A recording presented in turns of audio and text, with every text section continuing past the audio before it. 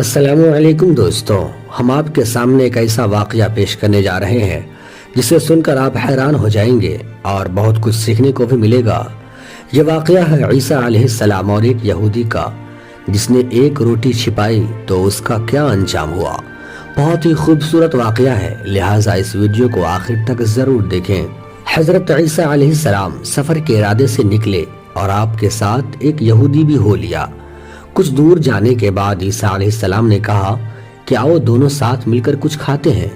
یہودی تیار ہو گیا، لیکن جب اس نے دیکھا کہ عیسیٰ علیہ السلام کے پاس ایک ہی روٹی ہے اور میرے پاس دو، تو بہت پچھتایا کہ میں کیوں شرکت گوارا کر لیا۔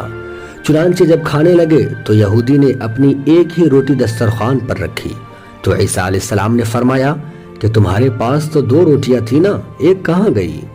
یہودی بولا کہ میرے پاس تو ایک ہی روٹی تھی جناب، دو کب تھی؟ کھانا کھا کر پھر آگے بڑھے تو ایک اندھا ملا۔ عیسیٰ علیہ السلام نے اس کے حق میں دعا کی تو وہ بینا ہو گیا، اس کی آنکھوں کی روشنی واپس چلی آئی۔ یہ معجزہ دکھا کر عیسیٰ علیہ السلام نے یہودی سے کہا کہ تجھے اسی اللہ کی قسم جس نے میری دعا سے اس اندھے کو اچھا کر دیا، بتاؤ وہ دوسری روٹی کہاں گئی؟ وہ بولا مجھے اسی خدا کی قسم، میرے پاس تو ایک ہی روٹی تھی، دوسری روٹی تو تھی ہی نہیں۔ اتنے میں آگے بڑھے تو ایک ہرن دکھائی دیا۔ عیسیٰ علیہ السلام نے اسے بلایا تو وہ چلا آیا۔ آپ علیہ السلام نے اسے ذبح کیا، بھونا اور کھا لیا، اور پھر اس کی ہڈیوں سے فرمایا قم بإذن اللہ، تو وہ زندہ ہو گیا۔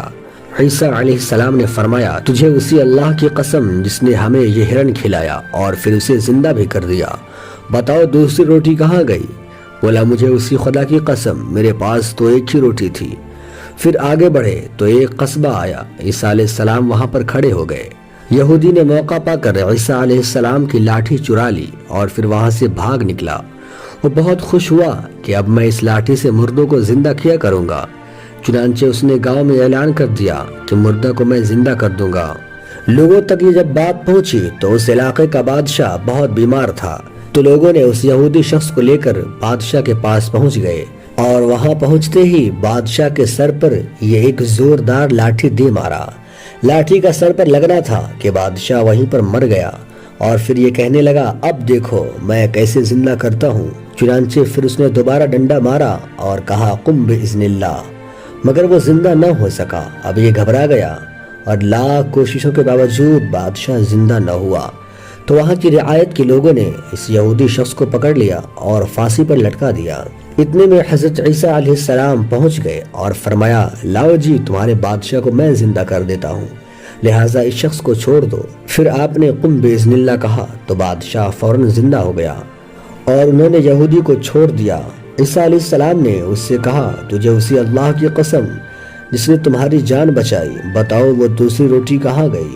چنانچہ اس نے دوسری روٹی کا اپنے پاس ہونے سے انکار کر دیا تھا، اس لیے اس نے کہا مجھے اسی خدا کی قسم میرے پاس دوسری روٹی تھی ہی نہیں۔ آگے بڑھے تو سونے کی 3 اینٹیں ملی۔ عیسیٰ علیہ السلام نے فرمایا ایک میری اینٹ ہے ان میں، دوسری تیری اور تیسری اس کی جن نے یہ تیسری روٹی کھائی ہے۔ کہنے لگا خدا کی قسم تیسری روٹی میں نے ہی کھائی تھی۔ آپ نے وہ تینوں اینٹیں اسی کو دے دی اور فرمایا اب تو میرا ساتھ چھوڑ دے۔